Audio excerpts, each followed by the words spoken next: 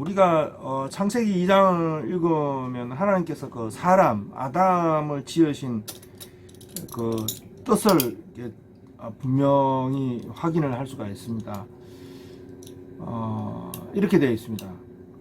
여호와 하나님이 땅에 비를 내리지 아니하였고 경작할 사람이 없었다, 이렇게 되어 있어요. 그러니까 사람은 그 땅을 경작하는 이제 그 자로서의 이제 사람이라고 이렇게 되어 있습니다. 그리고 하나님께서 그 사람을 흙으로 지으시고 이제 아담을 그 동산에 들여 보내신 거죠. 그리고 동산을 경작하고 지키게 하신 것이죠.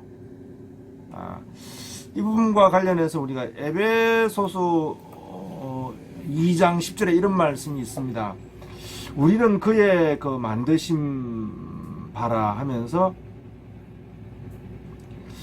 그 하나님이 예비하신 그 선한 일, 하나님이 예비하신 선한 일을 이제 행하게 하기 위해서, 선한 일을 행하게 하기 위해서 지었다, 이렇게 말하는 부분을 볼 수가 있습니다. 그러니까 하나님께서 아담을 지으실 때는 그 일이 있는 것이죠.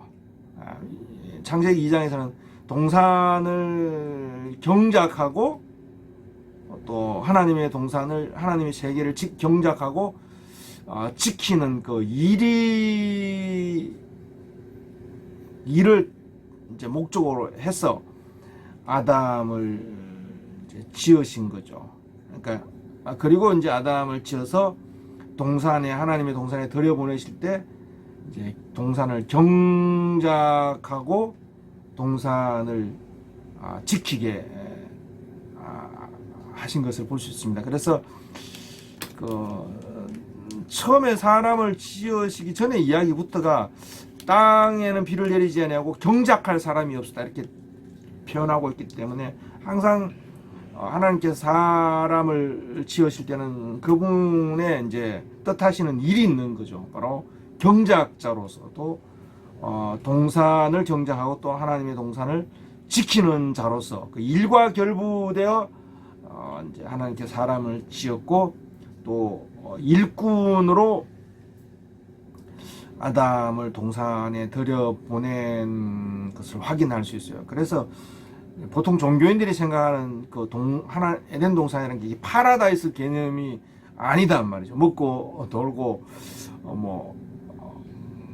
마음대로 할 수 있는 그런 곳이 아니라, 파라다이스 개념이 아니라, 낙원 개념이 아니라, 여기는 아담으로 하여금 경작하고 또 지켜야 될, 아담이 일해야 될, 돌보고 또 경작해야 될 하나의 그 농원과 같은 개념이란 말이죠.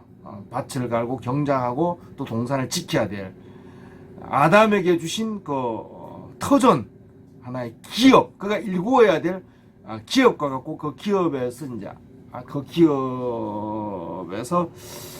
아담은 이제 일하는 자로서 아담을 하나님께 지어서 들여보낸 것을 이제 아주 정확하게 이야기하고 있습니다. 그래서 우리가 보통 하는 그런 이 파라다이스 낙원 개념이 전혀 아닙니다. 이게 어디서부터 그런 이제 개념이 기어 들어왔는지는 모르겠습니다만, 그렇다면 하나님께서 이 에덴 동산의 이야기의 끝, 이제 창세기 3장에 가면 하나님께서 아담을 동산에서 내어보내시고 추방하시는 것을 볼 수 있어요. 그리고 동산의 길을 하나님께서 막으신 거죠. 예. 그러면 아담을 들여보낼 때에 하나님께서 일꾼으로 동산을 경작하고 또 지키는 자로, 그 일꾼으로, 사역자로 아담을 하나님의 기업에 들여보냈다면, 아담을 이제 동산에서 내어보내실 때, 추방할 때는,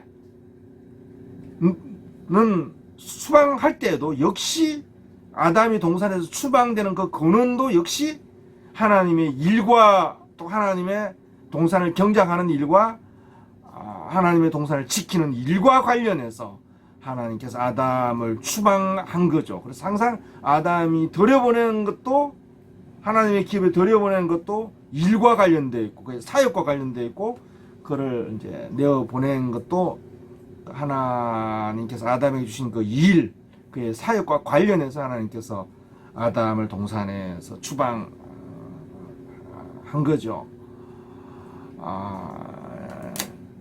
그렇다면 하나님께서 이제 아담을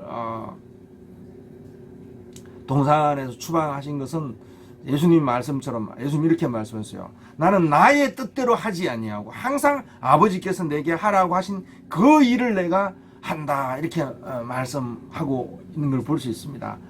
그러니까 아담이 하나님의 동산에서 추방된 것은 아담이 항상 하나님께서 경작하고 동산을 돌보게 하셨는데 지키게 했는데 아담이 항상 자의적으로 그죠? 자기 뜻대로 자기의 어떤 그 원함과 안목을 따라서 항상 그 하나님께서 아버지의 일을 하는 것이 아니라 항상 자기 일을 하는 거죠.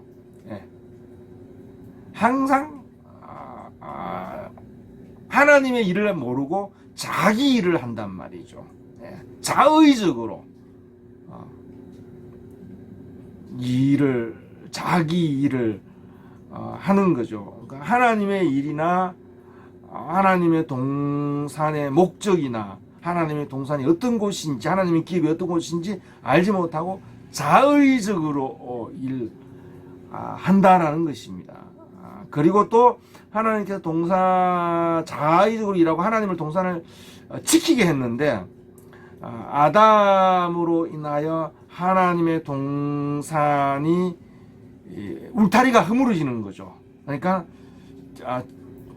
아담으로 인하여 오히려 이제 더럽고 가정하고 추악한 짐승이나 영들이나 이런 것들이 하나님의 동산에 침범해서 하나님의 동산을 무너뜨리면서 침범해서 거기에 거처를 정하게 되었다라는 것입니다. 그래서 하나님께서 동산을 경작하는 일 그리고 동산을 지키게 하셨는데 아담은 하나님의 일을 알지도 못하고 자의적으로 자기 일을 하나님과 무관한 자기 일을 하는 것이죠. 그리고 동산을 지키는 것이 아니라 온갖 더럽고 가증하고 추악하고 부정한 것들이 거할 수 있는 처소로 아담에 의해서 이제 바뀌게 되는 것이죠. 그래서 하나님께서 아담을 들여보내셨던 그 목적을 따라서 아담을 그의 그 뜻을 따라서 또 아담을 들여보냈고 그 뜻과 관련해서 그 아담을 일꾼과 동산을 지키는 자로 들여보냈던 그것과 관련해서 또 아담을 동산에서 추방한 것, 하나님의 기업에서 추방한 것, 하나님의 기업을 얻지 못하는 자로 그를 추방했다라는 것을 우리가 동산 이야기, 하나님의 기업에 관한 이야기, 나라에 관한 이야기를 읽을 때 우리가 이제 확인을 해야 되는 것이죠. 예. 하나님이 인생 또 우리 성도들을 부르신 데에는 그 하나님의 원하시는 일이 있고 또 하나님께서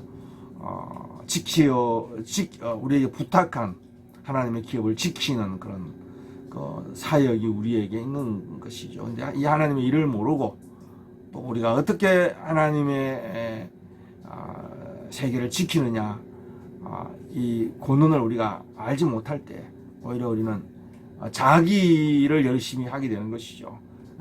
자의적으로 하고 또 자기 욕심에 따라서 하나님의 일이 아니라 자기 일을 하게 되는 것이죠. 그리고 하나님의 거룩한 세계를 더럽고 가증한 것들의 처소로 이제 바꾸게 되는 것이죠. 하나님께서 그 사역자를 동산에서 추방하신 데에는 이런 그분의 일, 그분의 기업을 지키는 문제와 관련해서 하나님께서 이제 사역자들을 하나님의 기업에서 추방한 것을 우리가 이제 확인을 하게 됩니다.